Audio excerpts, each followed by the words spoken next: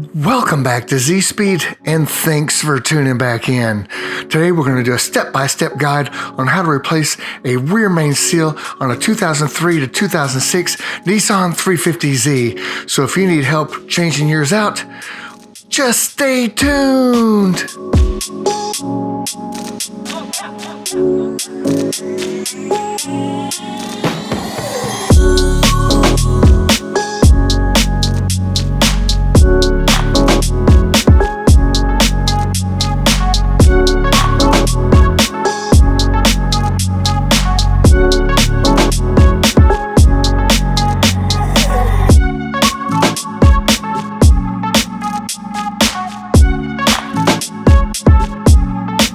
Now, when it comes to replacing your rear main seal, I'm assuming already at this point you've removed your automatic or manual transmission and inspected your rear main seal and noticed that it's leaking and needs to be replaced. If you need help doing that, I'll link some videos below on the installation and removal of automatic and manual transmissions. Now, to complete this job, we'll need to actually float the engine in the engine bay and support it while we remove the lower front subframe, the rack and pinion steering, the lower control arms, and all the components attached to those control arms. So we'll need to just float it right here in the engine bay. And I found the best way to do it is to pick up one of these Pittsburgh engine support bars, which holds right around 1,000 pounds, which is more than enough for what we're going to be needing it for. And it costs right around $95 after taxes. Pretty good deal. So you really can't beat that. Now, if you're wondering where you can pick one of these up, you can grab one at Harbor Freight. Unfortunately, they were sold out when I needed one, so I went ahead and got mine through Amazon. I'll leave a link below.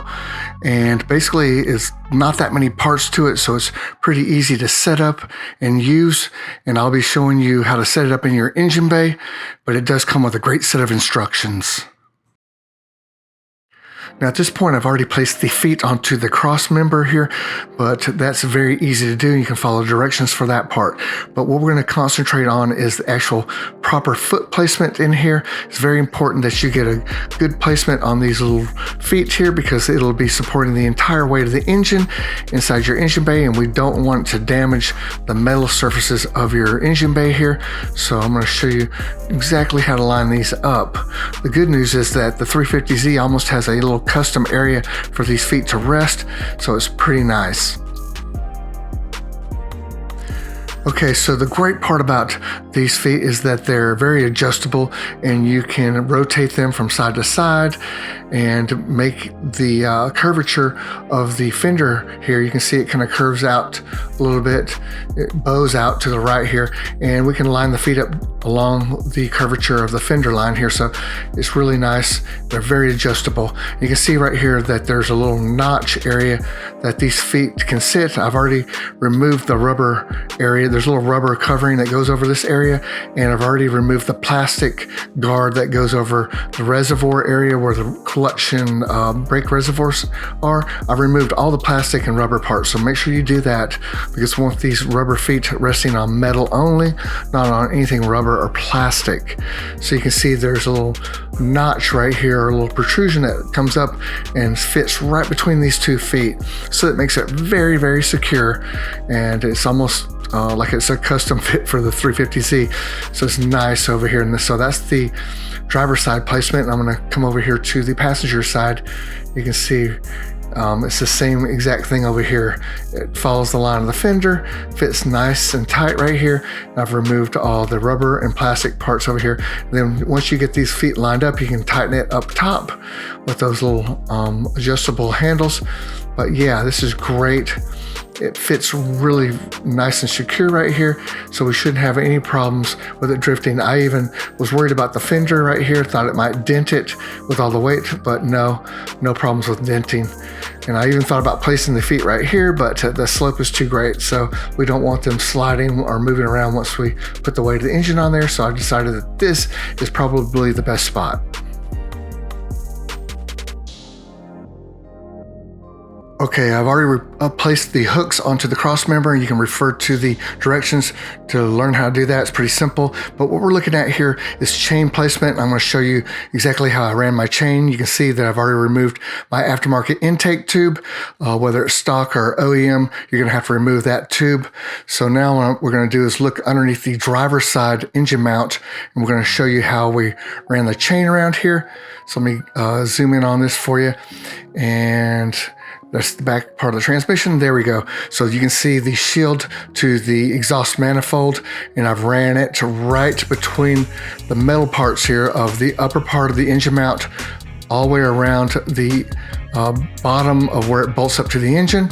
And then I've come out on the other side. Let me scoot over here and show you where I came out right here. You can see it's right around the collar, the metal part of this engine mount. I'm going to stay away from all the rubber components, and you can see then I ran it straight back up the engine bay, and I used a coat hanger to actually fish it straight up, and then I was able to grab it from the top side.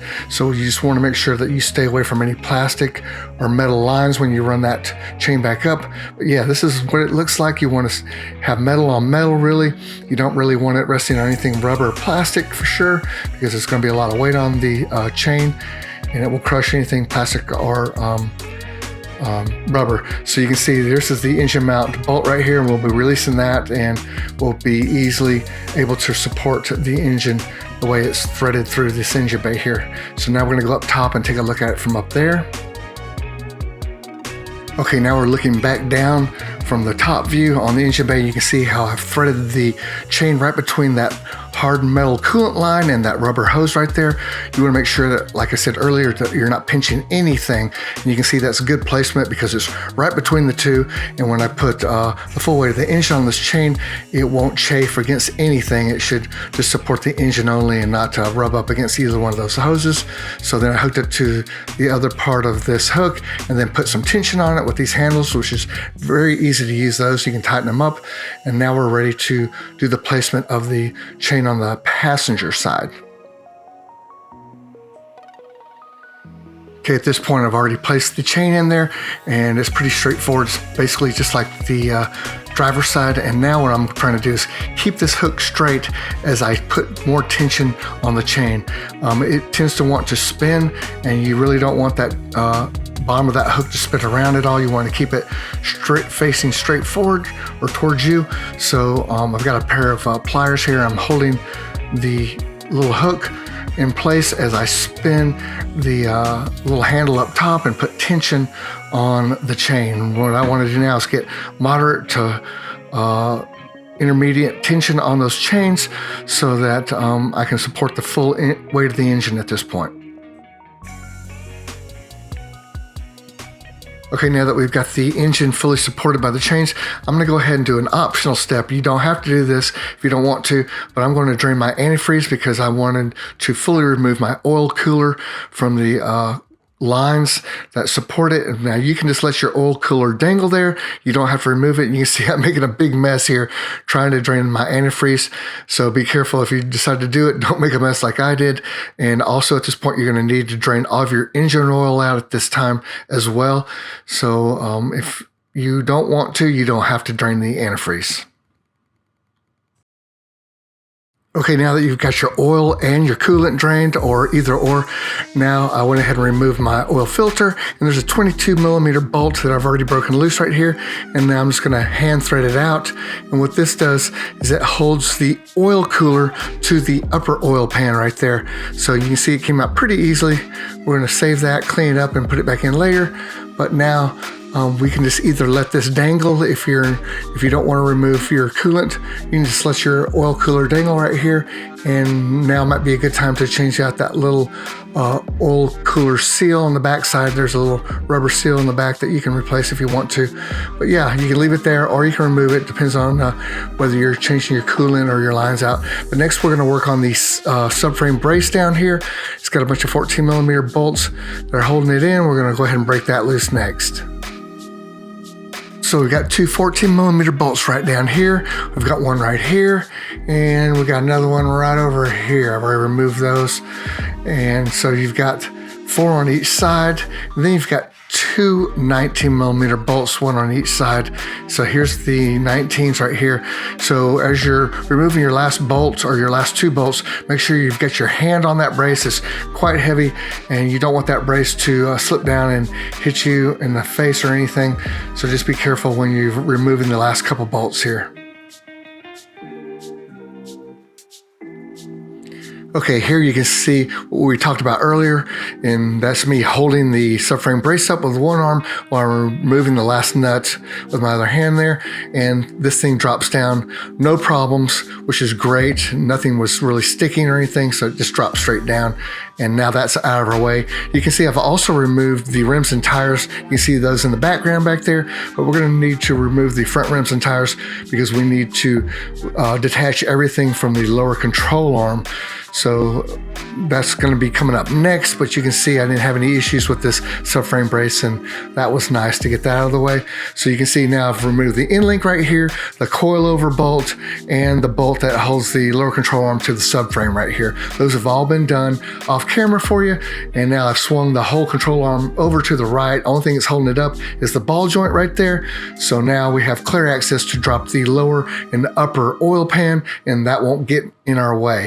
Okay, at this point, you need to remove the starter from the engine bay area. It should have already been unbolted when you remove the transmission and just kind of hang in there. You want to get that out of the way next. Okay, next up we have some 12 and 10mm bolts that need to be removed from the upper oil pan. There's one that holds a pulley. I've already removed the pulley, but we don't have to touch that larger pulley up there. That stays put, but there's also a hard coolant line right there. You can see right below my finger that needs to be unbolted right there. And basically anything that might be attached to the front of the upper oil pan needs to be removed. And there's also a couple of braces that help support the alternator right here that's actually attached to the upper oil pan, and remove those as well. So then once we break the upper oil pan loose, it'll just slide right on down. Now at this point, we just have to remove the actual rack and pinion steering from the subframe crossmember. That's the last thing we've got holding us up here before we can remove the subframe crossmember. So we basically got two 19mm bolts right here. You can see I've already removed both of these. Quite a bit of torque involved here because I think they're right around 95 foot-pounds of torque holding these in, so you're probably going to definitely need a breaker bar here, maybe an extension on your breaker bar to get these two loose. So it took me a little bit to break them loose, but yes, they did come loose. Finally, make sure you hit them with a little PB blaster before you try that. And then on the other side, there's two 14mm bolts holding this part of the rack and pinion steering to the crossmember. Those were pretty easy to break loose. You can see this little brace slides back, and then once you get all four of these bolts off, you can just kind of pull the rack and pinion steering back away from the subframe crossmember brace itself, and it just gives you a little bit of space. You can see I've already pulled it back right here, and that's just enough room to drop the subframe crossmember now. So we've got that loose, and all we have left now is to unbolt the lower subframe cross member. And right now you're looking at one of the nuts that hold the motor mounts to the cross member. We're going to release those in a minute, but now let's stop right here before we release those and switch up to the rear main seal itself. You want the engine to be nice and stable while you're removing this, and if you remove the cross member, the engine will start floating around. So we want to go ahead and remove the rear main seal right now before we do that. Now to remove the rear main seal, it's not too difficult. We've got three 10mm bolts that need to be broken loose. Those break loose pretty easily. Then we've got a pin on either side, and I'll show you a little bit more detail on the pins later. And then obviously we've got quite a bit of RTV. Even though we've lost a bit over time around the seal, there's still a bunch holding the rear main seal on. So we'll have to pry the rear main seal off with a flathead screwdriver. And the main goal here is not to scratch the crankshaft at all when removing the rear main seal. So I started with the lower part of the rear main seal. I used my flathead screwdriver along this area right here and just kind of started lifting up on the rear main seal to get the RTV to break loose. We're trying to get it to break loose from the seams here on either side. There's a pin also on either side, and it doesn't matter if you damage the rear main seal at this point because we're replacing the whole thing, but be very careful not to damage the upper oil pan part. So you can see once I got it to break loose a little bit, I got a very large flathead screwdriver here to add more leverage, and then I started kind of working on the side of the rear main seal. You can see it starting to lift up at this point, and there's a pin right there, and so I'm going to try to pry it loose by hand.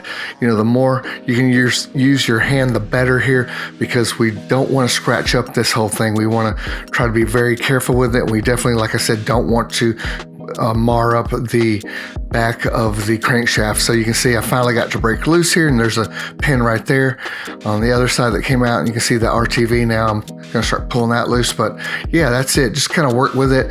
Use your hands as much as possible, but definitely don't scratch the crankshaft. Okay, now's a good time to go ahead and prep this surface so you don't have to worry about it later, but I went ahead and cleaned it with a razor blade, a little brass brush, I guess. Yeah, you don't want to use a stainless steel. You don't want to scratch this surface.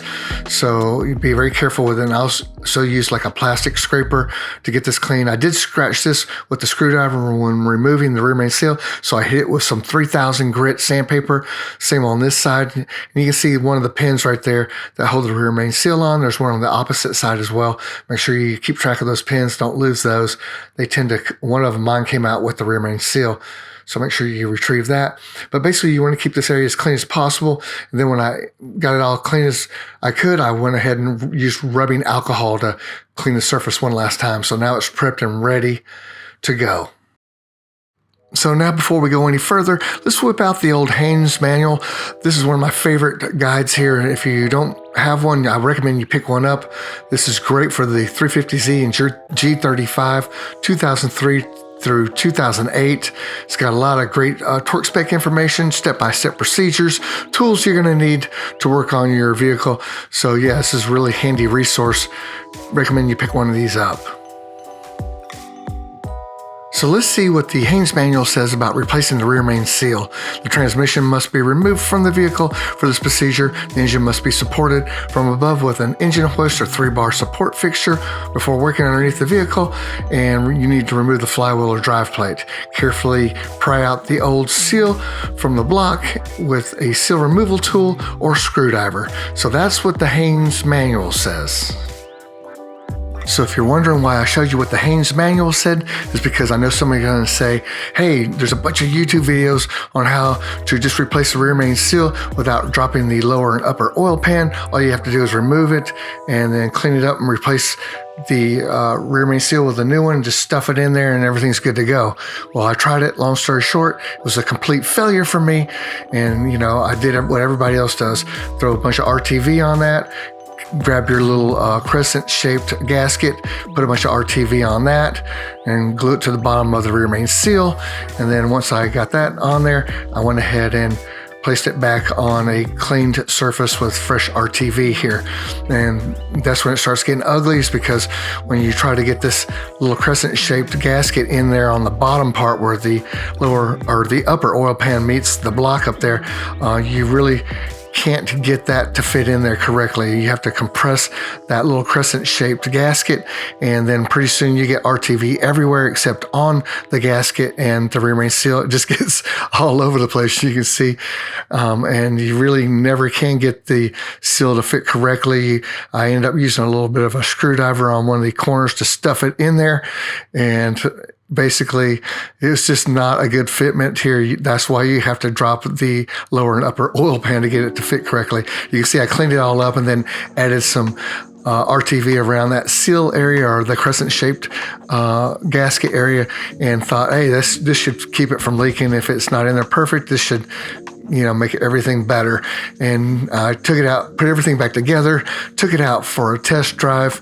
And once I got up to the freeway, I ended up playing cat and mouse with a Dodge Hellcat. It came up behind me and was wanting to, put me through my paces. So we were flying along, and I said, well, at least I'll know if the rear main seal is going to hold up, because I'm really punching it here. So once I got back to the house, I put the car back up on jack stands, And the first thing I noticed was there's a thin sheet of oil all over the bell housing, where the bell housing meets the engine, all the way back, and even on parts of my exhaust. It had gotten all over my exhaust and on my drive shaft. So that was a complete failure doing the rear main seal that way. That's why I don't recommend that you do the shortcut method when replacing the rear main seal. So I hope that answers all your questions about the shortcut method. Now, if you have any that I didn't cover, leave them down below and I'll get back to you on that. So let's get back to the last thing that's in our way, and that is the lower subframe crossmember here. And basically we've got 2 motor mount bolts that we have to break, one on either side, and then there's 2 bolts on each side holding this thing up. So we're going to start off with the motor mount bolts, and all you need is a 19mm socket and an extension. And I thought I was going to need a breaker bar, but nope, I was able to break it loose by hand. So now we've removed the motor mount bolts. We have 2 more bolts right here on either side of the crossmember, 2 19mm bolts, and all you need to get to these is an extension. There's pretty good access, as you can see right there, but we do need to support the crossmember subframe right there with a jack. As you can see, I've got my jack right there. We don't want this thing falling down on us, so we're going to go ahead now and grab our extension and our socket and go ahead and break these loose. And this time I definitely did need a breaker bar because they're really torqued down on there pretty nicely. So make sure you get your breaker bar out and go ahead and break all 4 of those bolts loose. So now that I've got all the bolts broken loose, I'm going to go ahead and take the tension off of my jack, and you can see it moved just a little bit and then it stopped. So I got my hand up there and just kind of grabbed the cross member, and it didn't really budge. So I whipped out my rubber mallet at this point and started kind of lightly banging on it, and you can see here we go, the engine's starting to shift on us as the motor mounts break loose from the crossmember here. So you just want to be careful, go kind of slow. We're going to get some shifting of the engine in the engine bay because, you know, I've got the chain supporting it, but it is going to dip down a little bit. So you can see I'm still having trouble getting the crossmember to detach completely, and now at this point it looks like we're looking pretty good. It's dropping down, and then I noticed that there was 2 power steering lines attached to the passenger side of this cross member here. So be careful, make sure that you detach these 2 power steering lines first. I did notice them earlier. They were kind of stealthily hidden back in there, but you can, if you can't access them very well, you can drop down the cross member a little bit and then you can get access. You can see I almost got hit after I finally detached these 2. After being so careful, this thing still almost got me, but we're okay. And now we can pull this cross member and get it out of the way. You can see it's pretty beefy here, so don't let this thing conk you on the head. Now that the lower subframe's out of the way, all we have to do is remove the lower and upper oil pan here. You can see here's my rack and pinion steering hanging here, and I'm going to inspect my motor mounts, which actually look pretty good. Now would be a good time to change them if you wanted to go with a solid motor mount, or yours were damaged. You can change them out now, but we're going to go ahead and attack the lower oil pan. There's a bunch of 10mm bolts holding that on. Once you remove the lower oil pan, you can remove some bolts inside this oil pan that will help us release the upper oil pan. So go ahead and go all the way around the oil pan, remove all the 10mm bolts, and then you're going to want to get a putty knife and slowly start working your way around the edge of this oil pan. Now this takes a while. I'm not going to show the whole thing because it took me a good, 15 minutes or so, maybe a little bit longer, to slowly penetrate the edges of this oil pan and work my putty knife along the edge. You can see I've got it going now finally, and I'm kind of sliding along, and I'm kind of basically just following the contour of the lip around the pan here. And then finally I get it to start wiggling a little bit, and then I was able to get my fingers in there and break it loose. So don't rush it. You don't want to damage your oil pan or the seals or anything. So just take your time and eventually you'll break it loose. Okay, now that the lower oil pan is removed, we just need to remove 5 bolts from the inside of the upper oil pan, and then we can start working on the bolts on the outside of the upper oil pan. So we have 5 12mm bolts. Here's one right here, here's another, and then on the other side we've got 3 right next to each other. See those 3 right there at the bottom? Those all need to be removed, and once you get those removed, then we can start working on the bolts that are on the outside of the upper oil pan. But those are the 5 that we need to remove from the inside, and then we don't have to touch anything else in here after that. Then we just go down both sides of the upper oil pan. Right here there's a couple bolts right here, and same on the other side. Plus we have a couple hidden here and there. There's one right there by the alternator. Let's see if I can find another one right down in the corner here. There's one. It's kind of dark, it's hard to see, but yeah, remove those, and then we can remove the upper oil pan. Okay, at this point you can see I've already broken the upper oil pan loose from the bottom of the engine. It took me a while. I didn't film that because basically it's the same thing with the putty knife. You need to go in and go around the edges and look for a weak spot, and if you find one, around the RTV, you can kind of start chipping away at that and then trying to get your putty knife in between the upper oil pan and the bottom of the engine block there. So just take your time. Obviously you don't want to scratch any of these seals, so you just want to go nice and slow until you can break it free. And I actually used a large screwdriver on the back end of this oil pan where it actually joins up close to the rear main seal. I used a large screwdriver to kind of help pry it loose from back there. Just do what you need to do to get it broken loose, but don't damage anything. And now you can see I'm trying to remove it from underneath the vehicle, and basically you're just going to have to manipulate the rack and pinion steering and just kind of pull it down and get it out of the way so you can get enough clearance to pull this thing on out. So it took me a few minutes to finagle with it, but I finally was able to get it out from underneath the vehicle. So now that we've got the upper oil pan removed, we can go ahead and start working on the bottom end of the engine here. And basically what we have to do is remove all this RTV right here and this oil and dirt from the surface here. So you're going to need a razor blade and like a scraping tool and some brake cleaner to get all that out. And also, I don't know if you knew, but I didn't know until I got the gasket kit from Z1 Motorsport, but there's another crescent shaped rubber gasket in the front of the crankshaft here. So we have one in the rear and one in the front here. You can see that this thing is pretty much totally clapped out here. It's just flattened out and baked really hard. So it's seen better days, and it was starting to leak around the edges. So good thing that we did not do the shortcut version, because you would not be able to access this rubber gasket in the front of the crankshaft if you do that. So make sure that you pull this one off, and we definitely need to replace both of these because it's just shot. I don't know, I'm sorry it's out of focus right here, but yeah, it is completely used up. And you need to make sure that you thoroughly clean the area where this gasket goes. And it's kind of a tight area up in here, so it's going to take you a little while to get this area cleaned out, but this needs to be nice and oil free as well. And also wanted to show you the lower part of my engine, or the bottom end of my engine. You can see that it's nice and clean here. And this is what happens when you change your oil every 3,000 miles. I've been changing my oil since I bought this car every 3,000 miles, maybe 3,500 miles sometimes, but you can see there's no varnishing at all on the baffle down here, and this bottom end looks just pristine. So it does pay off to change your oil regularly, and you can see that this bottom end of this engine looks like it's pretty much brand new here. Now that you're done cleaning the bottom end of the engine, next up is the upper and lower oil pan. We have to remove all the gasket maker and the oil from these areas as well.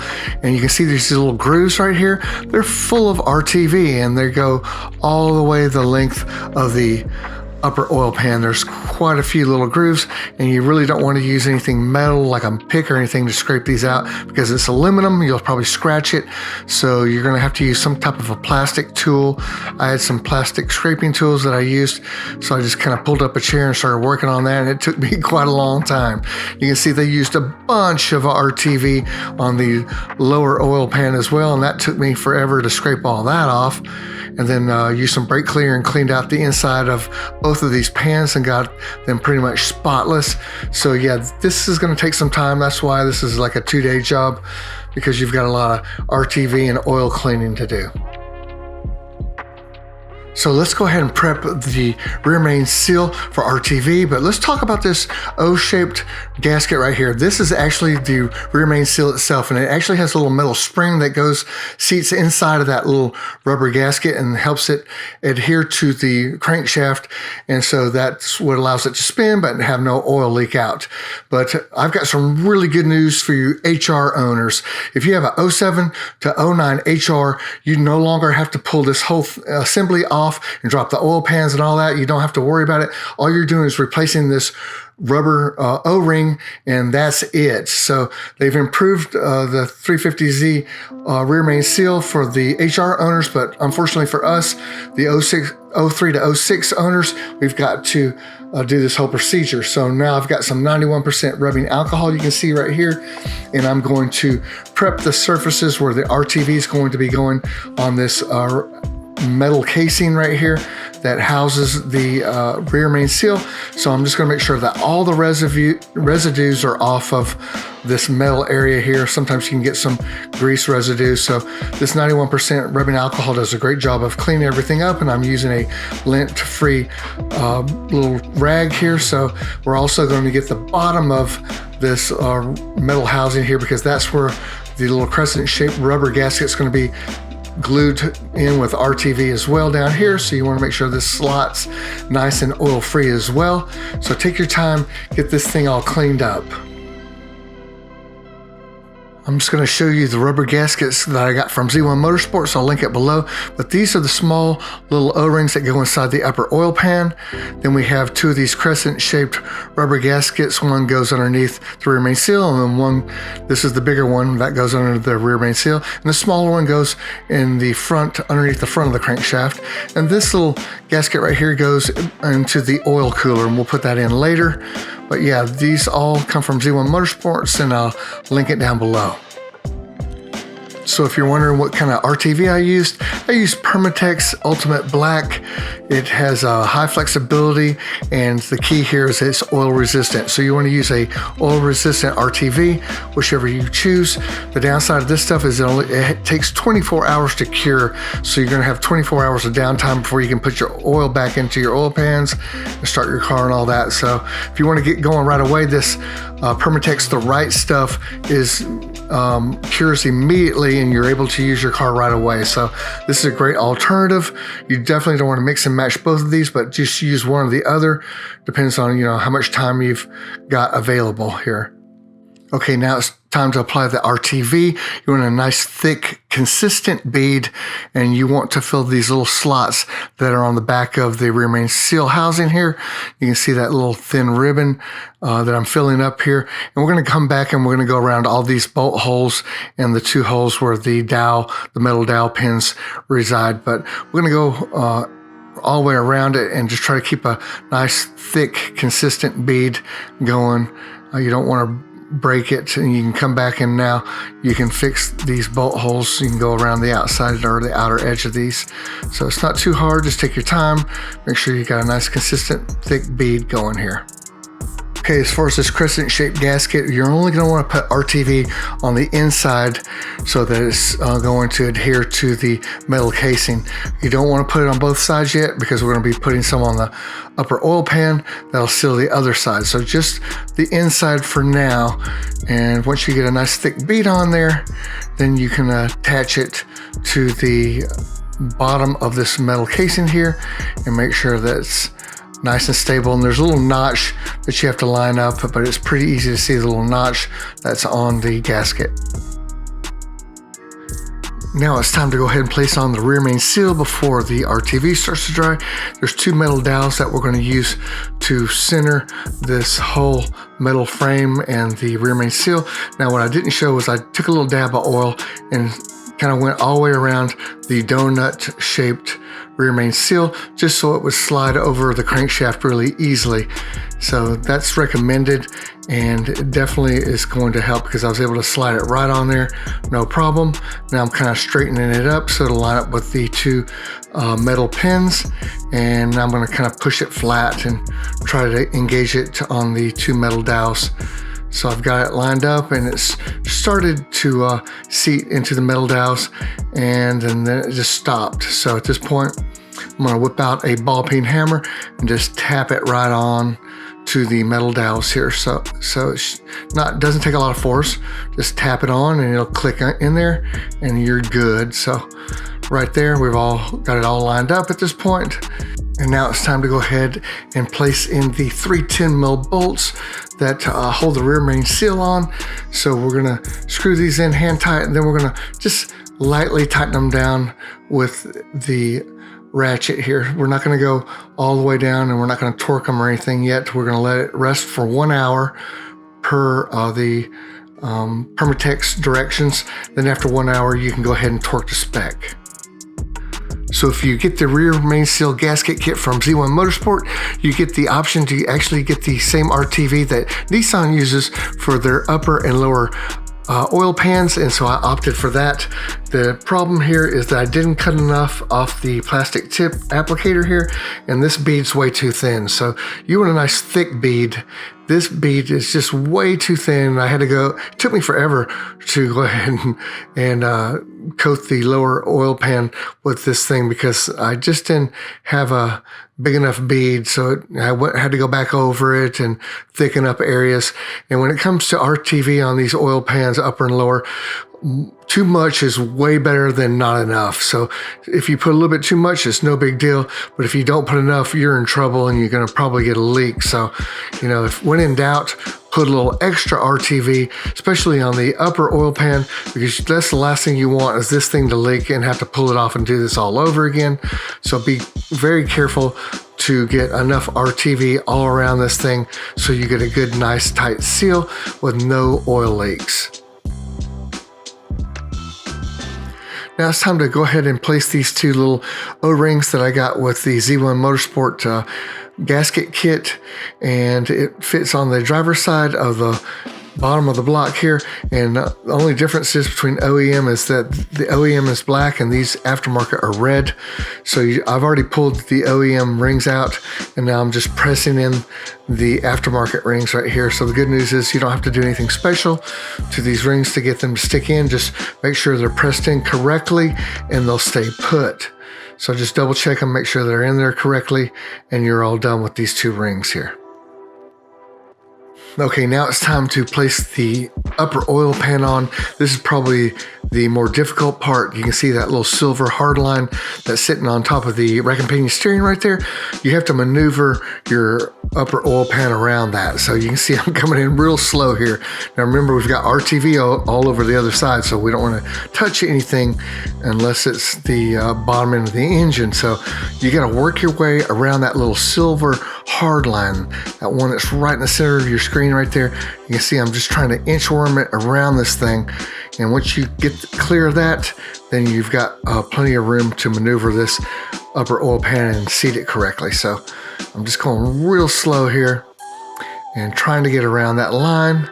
You can see I've just about got it, and now I've cleared it. So that's the easiest way to get this oil pan in the correct position, is to get around that little hard line right there. So take your time and do it slowly. Now I've got a good position on it here. Now at this point, I'm going to give you a little tip on how I was able to do that successfully. And that was before I even put this RTV on the other side of the upper oil pan. I did some practice runs. I just went with the lower oil pan and practiced a couple times putting it on the bottom of the engine without any RTV. So it wouldn't matter if I touched anything or not. So do that before you put the RTV in on it. Go and try to make a practice run and see if you can get the oil pan around that little hard line without touching anything, so that you're used to doing it. So once you do it once or twice without any RTV on the lower oil pan, then you can do it successfully with RTV on there. Now you can see I've got this thing lined up just about perfect here, and I'm just going super slow so I don't move it around too much and smear the RTV everywhere. So I kind of overshot just a little bit. I'm going to pull back, and there we go. Now I've got it seated correctly. So now you just want to grab a couple bolts. So you want to have a couple bolts within hand's reach. And I did this all by myself, so no one else was helping me here. So if I can do this, you can definitely do it yourself too. So now I've got the upper oil pan seated correctly. On the bottom end of the engine, there's a couple metal dowels that help you line everything up. Now I can go ahead and thread some of these bolts into the bottom of the upper oil pan, keep it hanging up here, and then we're going to go around and go through the tightening sequence with you. But yeah, wasn't too bad. Just have to go nice and slow to maneuver around that little hard line on top of the rack and pinion steering there. So once you get it up here, you're good to go. You can just hand thread a bunch of bolts on there to stabilize the oil pan. Okay, now it's time to go over the torque specs for the upper oil pan. We have 12 bolts that were needed to be tightened, and 7 and 8 back here are going to be 32 foot-pounds, and the rest of the bolts are only going to be 156 inch-pounds. So you're going to need an inch-pound torque wrench and a foot-pound torque wrench for the back too. So make sure you have both those available here, and you're just going to work your way 1 through 12 and follow the diagram. So if you need to, take a picture of this, and it's not too hard at all.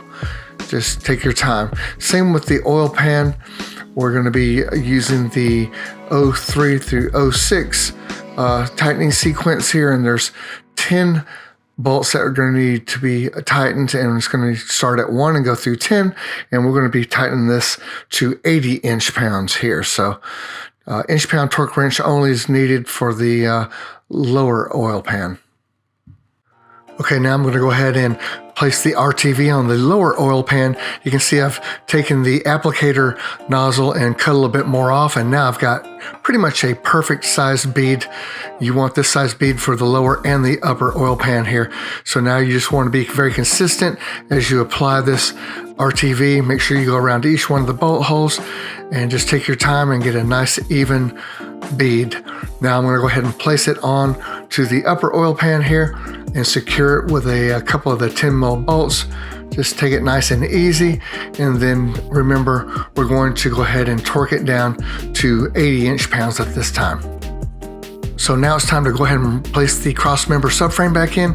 I ran into a little bit of an issue with the motor mounts, lining those bolts up with the Crossmember subframe, and I'm going to show you how I remedied the situation. But basically, it was pretty easy to get these two nuts on here. No problem at all. I loosely placed those on, but when it came to actually getting the motor mount bolts to line up, that's where I ran into the problem, because once I removed it, if you remember when I removed it earlier, the whole motor shifted forward, I think, a little bit. So those little motor mount bolts were a little off center, so they would not line up with the bolt holes in the Crossmember subframe. So what I had to do to get that to line up was I had to get my jack and place it underneath the actual oil pan down here to get the engine to level out. So I used you could use a block of wood, or I used a rubber pad, and I put the jack right here and just pushed up a little bit on the engine, so just enough to where I could get the motor mounts to line up with the subframe Crossmember here. And then once I saw the bolts peek through, I went ahead and grabbed a nut and kind of threaded it on loosely. And I did that on both sides. So that's how I remedied that situation. You're probably going to end up with the same problem, to where the motor mounts won't line up correctly with that subframe Crossmember here. But the good news is it's easy to put the bolts on the subframe Crossmember, the outer bolts on, but just not the motor mount bolts. So you use the jack right here on your oil pan. Just make sure you don't dent your oil pan. Be careful with that. And there was only one other issue. Remember those two hardline hard lines that we had coming from the rack and pinion steering. I'm having trouble bolting those back on now that I've got this subframe loosely bolted on. I can't get them to line up correctly. So I eventually did get it. I was able to push them around until I finally got them into the holes. But you might want to loosely thread these in before you even start. You can see the hole right there, but it's really hard to get the thread in once you've placed the crossmember back onto the bottom of the car. So you might want to lightly thread these two lines in before you even start this process, and it might help you out. Now let's talk about the torque specs on the subframe crossmember here. The motor mount to the subframe crossmember is 49 foot-pounds, so make sure you torque those down correctly. And believe it or not, these two nuts right here that hold the subframe to the actual frame of the car, I could not find the torque specs for these, so I'm assuming they're right around 95 to 100 foot-pounds, and I went ahead and torqued mine to 95 foot-pounds, so you should be pretty good with that. If you can find the torque specs, please leave them in the comments below. And now we're going to talk about the rack and pinion steering here. So the two large bolts that are on the driver's side, these two right here, 19s, you're going to torque those down to 103 foot-pounds right here. And the ones on the opposite side, I think these are 14 millimeters. These are torqued down to 56 foot-pounds right here. So those are the torque specs for your rack and pinion steering and your subframe crossmember. Now, as far as the torque specs for the rear main seal, those 3 10mm bolts, I looked everywhere and I could not find those, so I just really snugged them up nice and tight. I'm assuming they're around 18 to 22 foot-pounds, somewhere around there. If you know what the torque specs are, please leave them in the comments below for everyone. Well, the last thing you want to do is snap one of these things off into the block though, so be very careful. Just make sure they're nice and snug and you should be fine. So all you have left is to reattach your lower control arm, your strut, and your end link. And then once you get all this reconnected, you can go ahead and attach your lower subframe brace.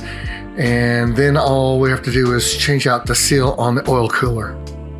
So this orange gasket here is the one that came with my car. This is the OEM gasket, and this black one right here is the Z1 Motorsport aftermarket gasket. Same thing, just different color. Very easy to pull this out with a pick and then place your new gasket in there. And this 22 millimeter bolt right here is what holds the oil cooler to the upper oil pan, as you remember. And you could even replace this gasket if it's still attached to the coolant lines and hanging inside the engine bay there. It should be pretty easy to do that, so might as well do it while you have this thing off of your car. So I hope this video answered most or all of your questions on changing out your rear main seal on the Nissan 350Z. If you have any questions, just leave them in the comments below and I'll get back to you. So now you can get back in your Z and enjoy it like it should be. And until next time, you know what to do. Just keep on repairing.